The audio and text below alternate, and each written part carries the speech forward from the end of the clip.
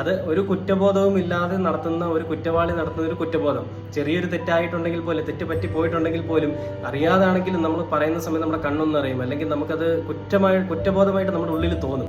പക്ഷേ കൃത്യമായ pre plan ചെയ്ത് നടത്തിയൊരു പ്ലാൻഡ് മർഡർ ആണ് ഈ പറയുന്ന അഫാൻ എന്ന് പറയുന്നവൻ ചെയ്തത്. അത് നമുക്ക് അതിന്റെ ആ വീഡിയോ അഫാൻ അതിനെപ്പറ്റി പറയുന്നൊന്ന് കേട്ടു നോക്കാം. വെഞ്ഞാറമൂട് കൂട്ടക്കൊലക്കേസിലെ പ്രതി അഫാനെ കൊലപാതകങ്ങൾ നടത്തിയ വീടുകളിലും എലിവിഷം വാങ്ങിയ കടയിലും എത്തിച്ച തെളിവെടുത്തു.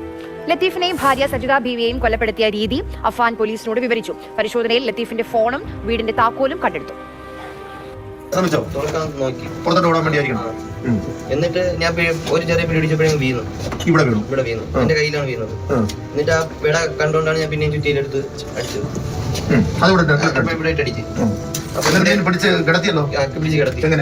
ഇവിടെ ആദ്യം എടുത്ത് ഇവിടെ നഗത്തോട്ടാണ് ഇങ്ങനെ കിടത്തിയത്. മൊത്തത്തിലോ? ഇവിടെ ഇങ്ങനെ എടുത്ത്